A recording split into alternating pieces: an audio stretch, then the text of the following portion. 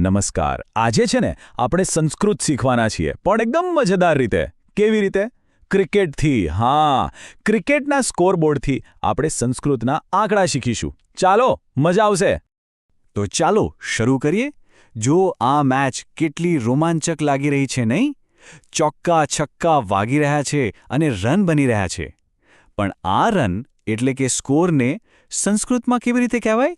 એ જ તો આપણે આજે જાણવાનું છે. હવે આ સ્કોરને સમજવા માટે છે ને આપણે બે દોસ્તોની વાત સાંભળીશું. એમના નામ છે રમેશ અને નિલેશ.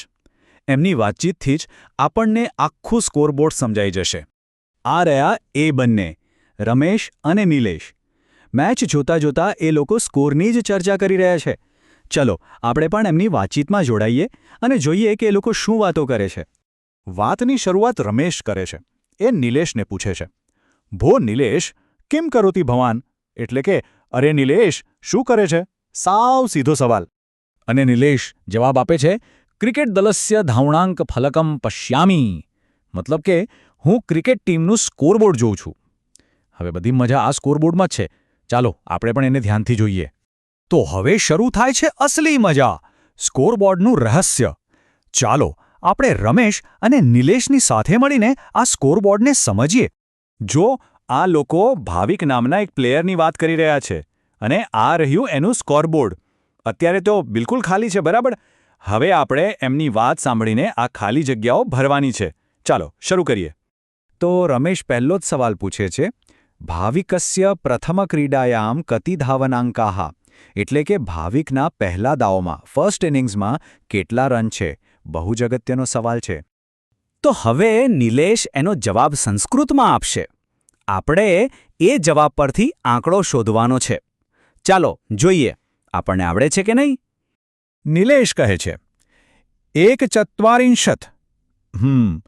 1/44 એટલે શું? એનો અર્થ થાય છે 41.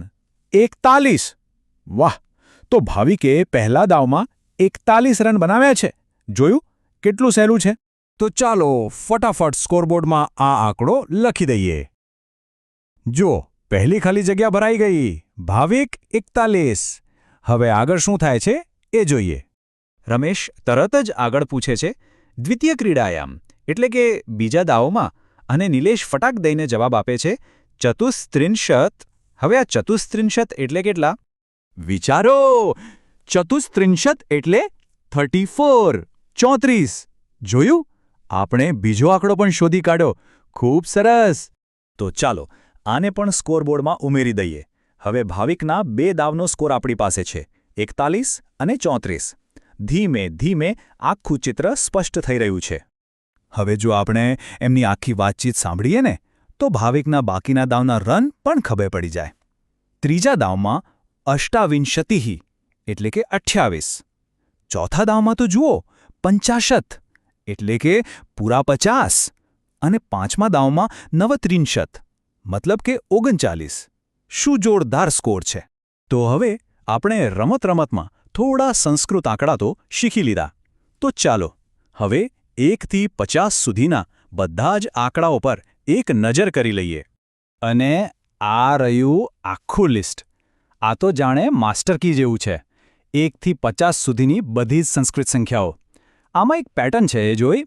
જેમ કે 21 થી 30 સુધી પાછળ વિંશતિ લાગે છે અને 31 થી 40માં 63. આ યાદ રાખશો તો બહુ સહેલું પડશે.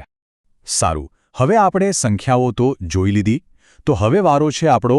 ચાલો આપણે કેટલું શીખ્યા એ ચકાસીએ. એક નાનકડી કસોટી જેવું સમજો. ચાલો પાઠ્યપુસ્તકમાંથી જ એક સવાલ લઈએ. ખાલી જગ્યા પૂરો. પાંડવા ડેશ. પાંડવો કેટલા હતા? યાદ કરો મહાભારત. એ સંખ્યા તો આપણે હમણાં જ શીખ્યા. અને જવાબ છે 5. એટલે કે 5. એકદમ સાચું. પાંડવો 5 હતા. જોયું? આવડી ગયું ને?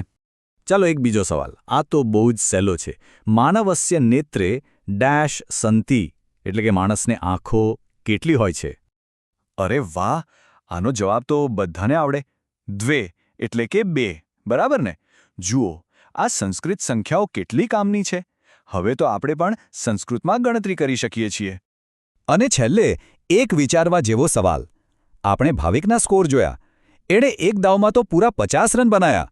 તો શું એને મેન ઓફ ધ મેચ બનાવવો જોઈએ કે પછી કોઈ બીજા ખેલાડીના પ્રદર્શનને પણ ધ્યાનમાં લેવું જોઈએ? આના પર જરૂર વિચાર કરજો. શું કહો છો?